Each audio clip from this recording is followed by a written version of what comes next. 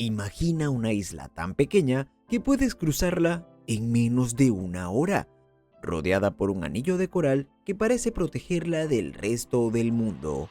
Apenas unos cientos de habitantes, selva espesa, acantilados de piedra caliza, el océano Pacífico golpeando con fuerza, como si quisiera recordar que ahí, en medio de la nada, existe un lugar donde la experiencia no se esconde, se enseña. Quédate hasta el final, porque lo que ocurrió en Mangaya durante siglos no encaja en nuestra idea moderna de moral, deseo y aprendizaje. Mangaya, en las Islas Cook, es una de esas geografías que parecen diseñadas para el mito.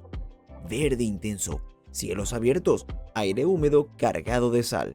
No hay rascacielos ni ruido urbano, solo comunidad. Todos se conocen, todos saben quién eres.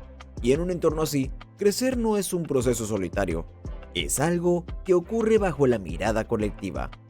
Antes de la llegada de los misioneros europeos en el siglo XIX, la sociedad tradicional de Mangaya tenía una relación con la sexualidad que hoy resultaría, como mínimo, desconcertante. Aquí, el deseo no era pecado, tampoco era espectáculo, era parte del tránsito hacia la adultez. Y aquí es donde la historia se vuelve incómoda para muchos.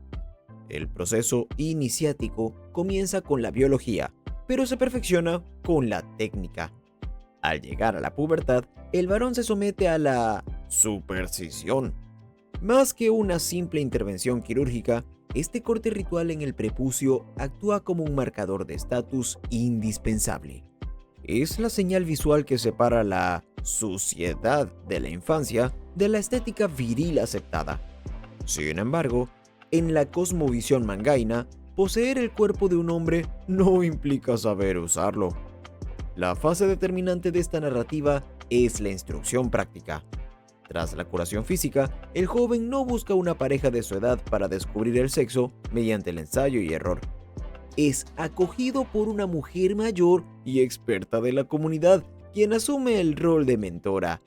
En un entorno desprovisto de culpa religiosa, ella le transmite las artes del amor, la importancia del juego previo, las técnicas de estimulación y fundamentalmente el control eyaculatorio. El mandato cultural que subyace a esta enseñanza es profundo. La satisfacción masculina es secundaria. La verdadera prueba de hombría en Mangaya no radica en la conquista, sino en la competencia.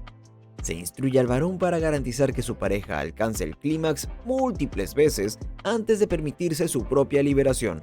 Así, la sociedad Mangaya tradicional construye hombres cuya reputación social depende directamente de su habilidad para priorizar y maximizar el placer femenino. En esta pequeña isla del Pacífico, la madurez femenina no significa invisibilidad. Al contrario, podría significar autoridad, atractivo y poder social. En una comunidad donde la reputación lo era todo, la experiencia se valoraba. No se trataba de impulsos caóticos ni de escenas clandestinas. Había códigos culturales, había acuerdos implícitos, había una comprensión colectiva de que la preparación íntima formaba parte del crecimiento masculino. Piénsalo por un momento. En muchas sociedades modernas, la educación afectiva es fragmentaria, llena de silencios incómodos.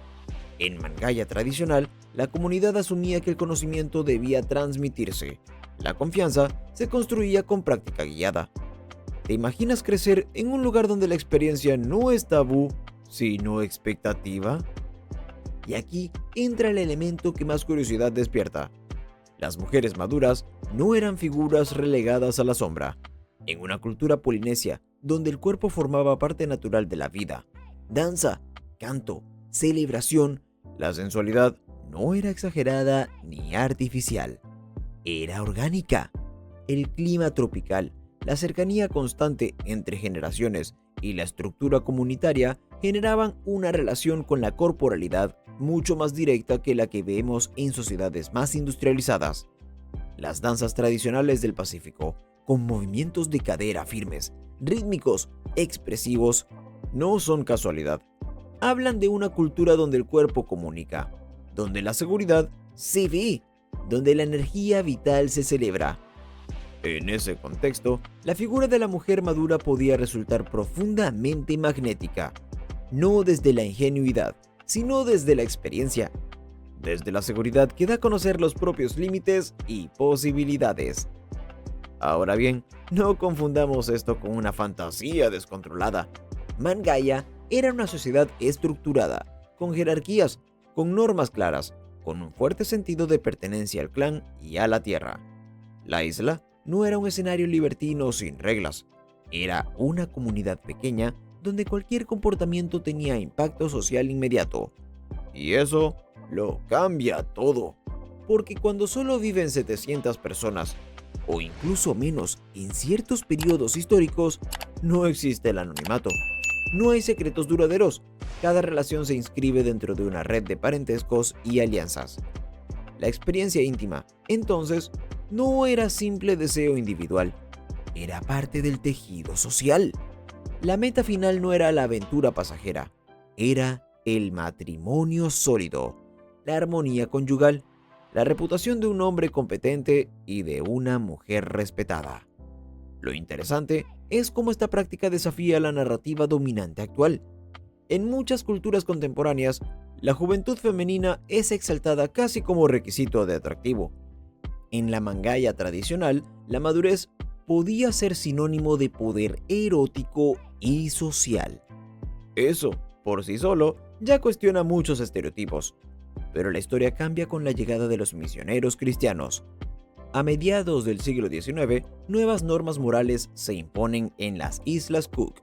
La sexualidad pasa de ser una dimensión integrada de la vida a convertirse en algo regulado por códigos religiosos estrictos. Lo que durante generaciones fue tradición empieza a verse como algo inapropiado. Las prácticas ancestrales se transforman o desaparecen. La narrativa cambia. La isla se adapta. Y aquí surge algo clave.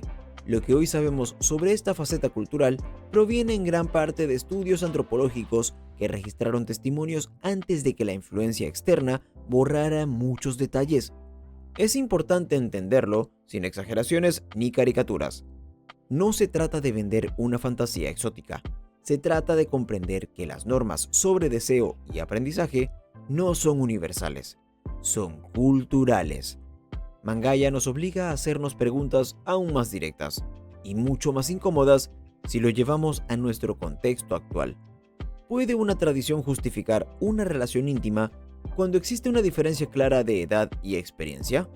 ¿Estamos hablando de acompañamiento consciente o de una dinámica donde el joven simplemente cumple con una expectativa colectiva? Estas preguntas cambian por completo el ángulo de la historia. Si un joven crece sabiendo que debe pasar por esa experiencia para ser considerado adulto, ¿es una elección auténtica? Si una mujer madura ocupa un rol validado por la tradición, ¿actúa desde el deseo propio o desde una función social asignada? La cuestión ya no es si resulta provocador. La cuestión es si resulta ético bajo estándares contemporáneos. En esa pequeña isla del Pacífico, rodeada por un arrecife que la protege como un muro natural, el crecimiento era acompañado. La comunidad asumía que la transición a la adultez implicaba dominio emocional, autocontrol y conocimiento del propio cuerpo. No era una historia de escándalo, era una historia de estructura social distinta. Hoy, Mangaia es tranquila. Muchos de sus habitantes han emigrado a Nueva Zelanda. El turismo es limitado. Las playas siguen intactas. Las cuevas antiguas siguen ahí, como testigos de un pasado que pocos conocen. Caminar por Mangaia al atardecer debe sentirse como pisar un escenario suspendido en el tiempo. El sonido del océano, el olor de la vegetación húmeda, el calor envolviendo la piel. Y pensar que, en ese mismo suelo, hace generaciones, la madurez femenina era vista como una fuerza formadora. Tal vez esa sea la verdadera provocación de esta historia. No el acto en sí, sino la idea de que el deseo puede gestionarse culturalmente de formas radicalmente diferentes. Mangaia no es un mito erótico perdido en el Pacífico. Es un recordatorio de que lo que hoy consideramos normal es solo una versión más entre muchas posibles. Y ahora te pregunto algo directamente. Si hubieras crecido en un entorno donde la experiencia se transmite sin culpa, ¿sería distinta tu visión de la intimidad? El mundo está lleno de destinos que no solo ofrecen paisajes paradisíacos, sino también formas de entender la vida que rompen esquemas. Mangaya es uno de ellos, pequeña en tamaño, enorme en preguntas. Y quizás esa sea la razón por la que su historia sigue generando tanta curiosidad.